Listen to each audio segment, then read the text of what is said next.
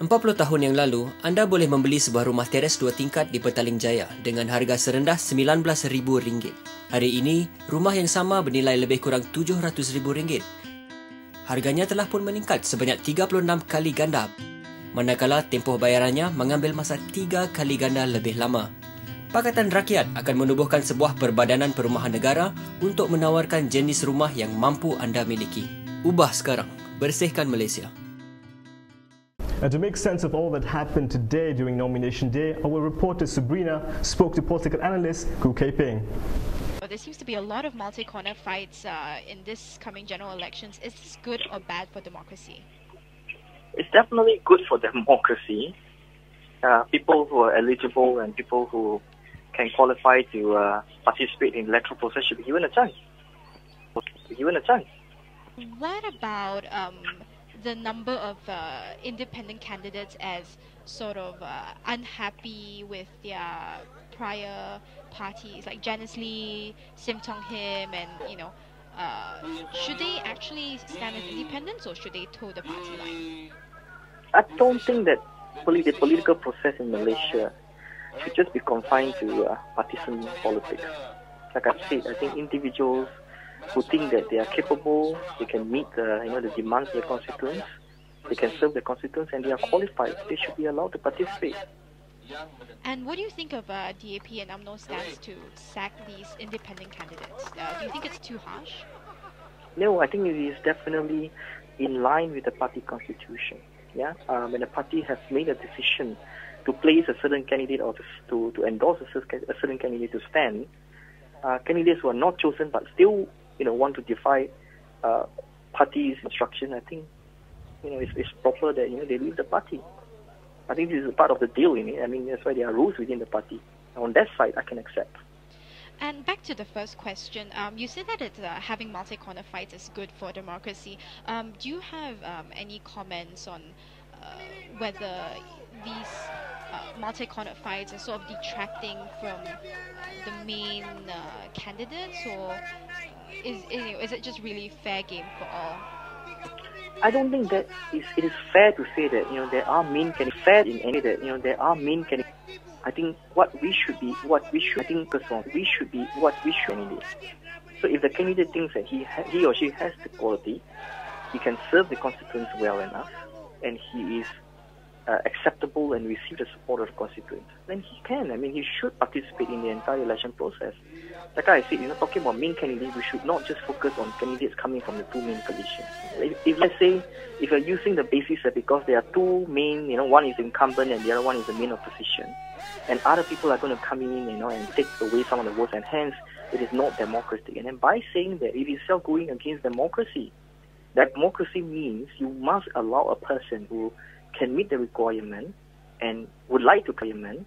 And so at the end of the day, democracy is only being impeached or subjugated when voters are not allowed to vote freely.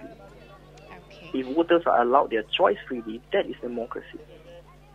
And just moving on, there seems to be a lot of unhappiness coming from the nomination process, with lots of changes from BN side and PR.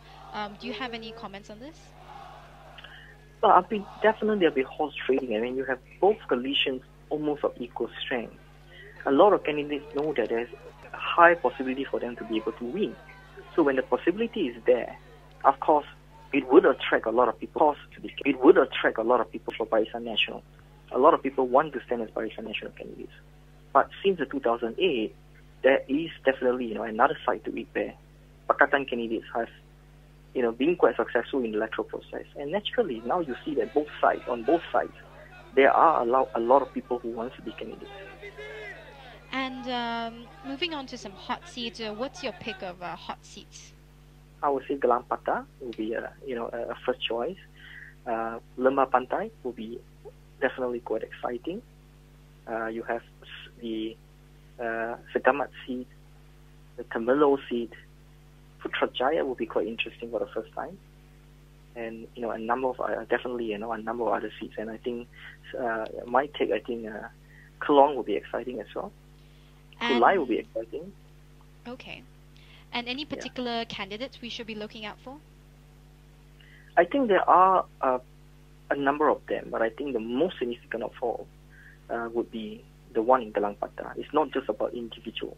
It's, I think, for the first time, top leadership, top personalities between the parties are clashing head-on after a number of years. I think, traditionally DAP top guns have avoided UMNO top guns. This is one of the first elections. You find the top personality from DAP and UMNO are going in on a straight fight. So that, I think, for me, is quite exciting. If you're putting up top personalities against the other, someone's bound to lose. What are some of the repercussions for both sides if, after this election? I think that, after this election, regardless of who wins or who loses, there will be personalities who will be contesting for the last time. I think more and more when this personality moves on, we will see that the Malaysian politics will take a different direction.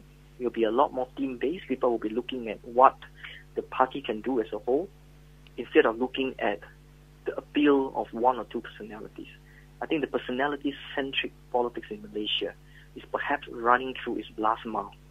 After this election, a number of personalities I can safely say that will no longer be around, and these are very, very strong personalities. And are you surprised from today that Tiket is not contesting in elections?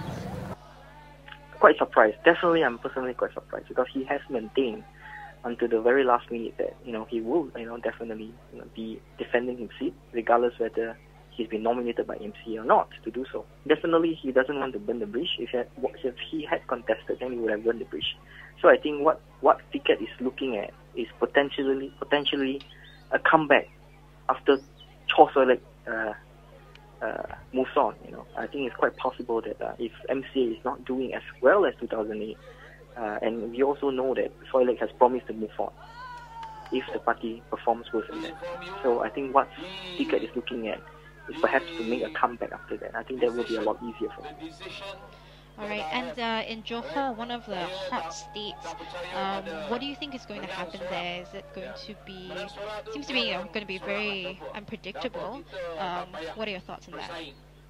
Well, I think that it's going to be very, very unpredictable. I think that whatever the norms, the calculations, the predictions and analysis that DAP has will be a bit different. I think Pakatan is into something quite different.